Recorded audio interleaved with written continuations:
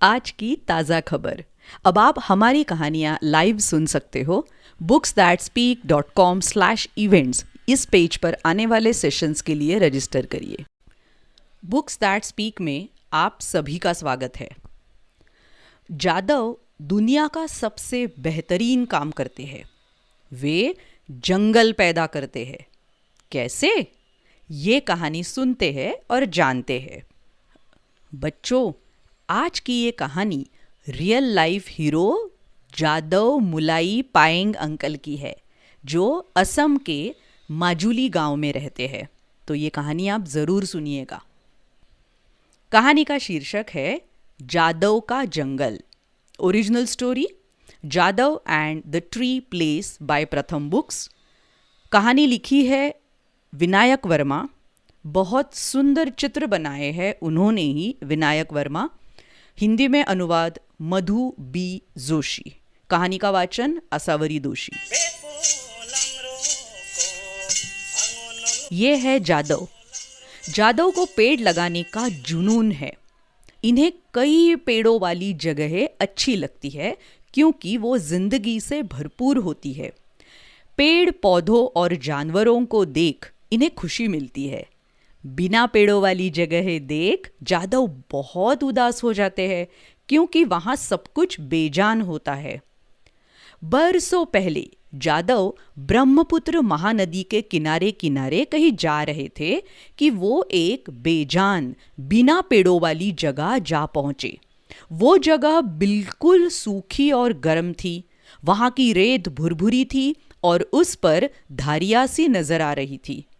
रेत पर धारियां? अजीब सी बात थी। गौर से देखने के लिए जादव थोड़ा करीब गए। दूर से जो धारियां नजर आ रही थी वो दरअसल सांप थे। जादव ने सोचा कि बीती रात पानी बढ़ा होगा जिससे ये किनारे पर आ गए होंगे। ये सांप सामान्य स्वस्थ सांपों की तरह सरसरा और लहरा नहीं रहे थे। जादव उनके बीच पहुंचे तो भी ना उन्होंने फुफकारा, ना वहां से भागे, ना ही उन्हें काटने की कोशिश की।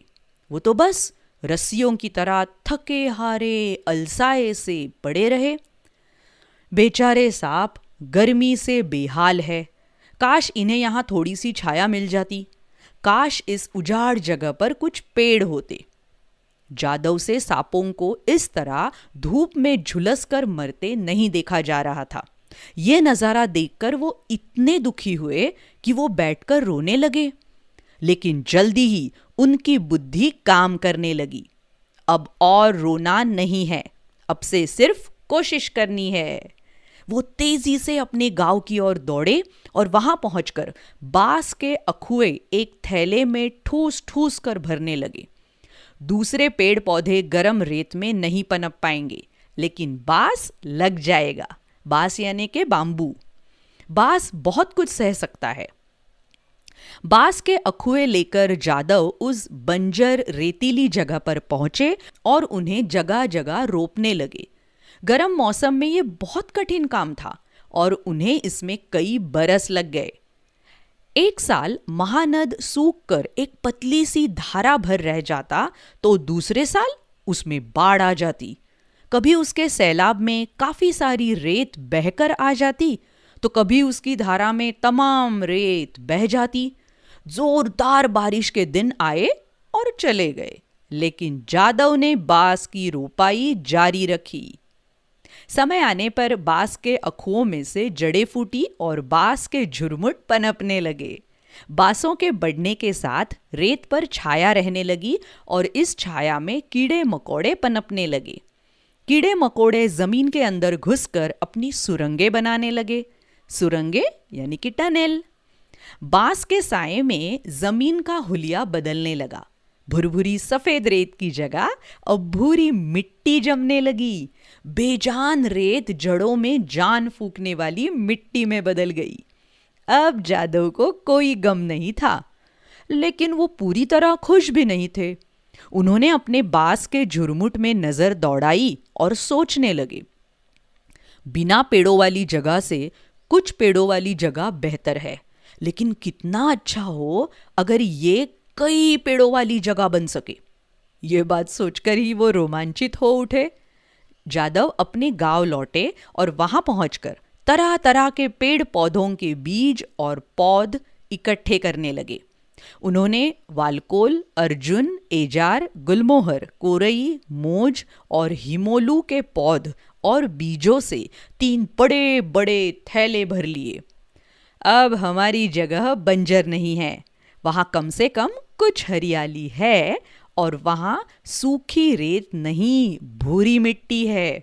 अब हम वहां इनमें से कोई भी पौध रोप सकते हैं, बहुत कुछ उगा सकते हैं। खूब सारे पौधे और बीज लेकर जादव कुछ पेड़ों वाली जगह जा पहुंचे और इस तरह वो खाली जगह देखकर वहां पौधे रोपने लगे और बीज बोने लगे। ये कड़ी मेहनत का काम था। उनकी पीठ दुखने लगती थी। उन्हें पौधे लगाते लगाते कई बरस बीत गए। गांव कस्बों में बदल गए। जमीन तो जमीन, आसमान तक की रंगत में फर्क पड़ गया। सुबह नारंगी और दिन में नीला नजर आने वाला आसमान कभी बैंगनी तो कभी गुलाबी नजर आने लगा। हवा धूल भरी हो गई और नदी मटमैली। लेकिन जादव के हितैषी कीड़े मकोड़े मिट्टी को उलट पलट कर उपजाऊ बनाते रहे। उनके ऊंचे ऊंचे बासों ने छांव दी और हवा को ठंडा रखा। और जादव ने ज्यादा से ज्यादा पौधे लगाने की मुहिम को जारी रखा। जल्दी ही उनके रोपे वालकोल, अर्जुन, एजर, गुलमोहर, करोई, मोज और हिमोलू के पौधों ने जड़ें पकड़ ली और बड़े होने लगे। बड़े होने पर उनके बीज बिखरने लगे। नए बीज से निकले पौधे जड़ें फैलाने लगे। नाजुक पौधे मोटे मजबूत तने वाले हो गए। तनों से और डालियां निकली और आसमान को छूने की कोशिश करने लगी। जो कभी एक बिना पेड़ों वाली जगह हुआ करती थी ना, ऐसी बंजर और बेकार जगह अब एक शानदार हरियाली से भरी कई पेड़ों वाली जगह बन गई थी।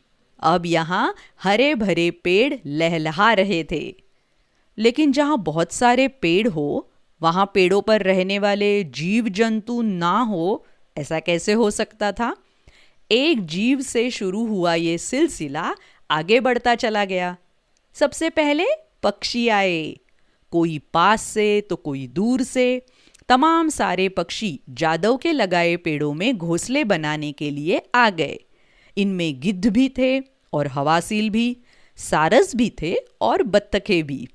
सुरीली आवाज में गाने वाले पक्षी भी आए और तीखे स्वर बिखेरने वाले पक्षी भी आए। और वार्बलर, थ्रश, दुम हिलाकर फुदकने वाले पक्षी आ गए और एक स्वर में रट लगाने वाले पक्षी भी आ गए जादव के बनाए मधुबन में। फिर आए जानवर। वहां पेड़ों की कमी नहीं थी, इसलिए वहां आ बसने के लिए जानवरों का तांता लग गया। कोई कूद फांद कर आया, कोई डाल डाल पर छलांगे मारते हुए तो कोई मटक मटक कर चलते हुए। गौर, हिरन, खरगोश और गिब्बन आए। हाथी आए, बाघ आए और गेंडे भी आकर बस गए। आखिर में आए सांप। लहराते, बल खाते, सरसराते सांप जादव के पेड़ों की छांव में ठंडक का मजा लेने के लिए। जब जादव ने देखा कि सांप आ गए हैं तो उनका जी भर आया। वो धम से जमीन पर बैठ गए और खुशी के आंसू उनकी आंखों से बह निकले। खुशी के मारे उन्हें सांपों के काटने का भी डर नहीं रहा। जादव ने अपनी कोशिशों से जिस बिना पेड़ों वाली जगह को पेड़ों से भर दिया था, वहां अब जिधर देखो पंख, चोंच, डैने, पंजे, पूंछ और जहरीले दांत नजर आते थे। जिधर जाए नजर उधर हरियाली का रंग भरा। धूप में भी हरा, छांव में भी हरा, हर तरफ हरा ही हरा। जादव की कई पेड़ों वाली जगह अब जंगल में बदल चुकी थी और जादव की खुशी का ठिकाना न था। इसके बाद जादव के मन में एक और विचार आया। एक कई पेड़ों वाली जगह होना अच्छी बात है, लेकिन कितना अच्छा हो अगर बहुत सारी कई पेड़ों वाली जगह हो तो। इसलिए अपना बीजों से भरा थैला कंधे पर लाद वो निकल पड़े दुनिया भर में पेड़ लगाने। चलते चलते उन्हें जहां कहीं बिना पेड़ों वाली जगह मिलती वो वहां बीज बोते जाते। वो पेड़ लगाते रहे, लगाते रहे, लगाते रहे। लेकिन दुनिया में बिना पेड़ों वाली जगह बहुत है और कई पेड़ों वाली जगह बहुत कम। ये बड़ी बुरी बात है। लेकिन जादव अब पहले की तरह बैठकर रोने वाले नहीं हैं। जादव बीज बोते हैं, बीज बोते जा रहे हैं, पेड़ लगाते ही जा रहे हैं। पुराने समय में जितने जंगल थे ना, उन सबको फिर से खड़ा करना कठिन काम है। समुद्र का जलस्तर बढ़ रहा है और हवाओं में ठंडक बढ़ती जा रही है। कस्बे शहर बन गए हैं और जादव बूढ़े होते जा रहे हैं। लेकिन अब भी उन्होंने पेड़ लगाना बंद नहीं किया है। वो पेड़ लगाते जा रहे हैं, लगाते जा रहे हैं। जादव तब तक पेड़ लगाते रहेंगे जब तक कि सारी दुनिया एक सुंदर सलोनी और खुशहाल कई पेड़ों वाली जगह नहीं बन जाती। देखते हैं जादव का असली जीवन। जादव मुलाई पाएंग एक पर्यावरण संरक्षण करता है जिन्हें पद्मश्री से सम्मानित किया जा चुका है, जो कि भारत सरकार द्वारा दिए जाने वाले सबसे बड़े नागरिक सम्मानों में से एक है। जादव असम के माजुली गांव में रहते हैं। 16 साल की उम्र में ब्रह्मपुत्र के रेतीले किनारे पर सांपों को गर्मी में तड़प तड़प कर मरते देख जादव बेहद दुखी हुए और उन्होंने वहां कुछ छायादार पेड़ लगाने का फैसला किया। सबसे पहले उन्होंने आसानी से पनपने वाले बांस लगाए।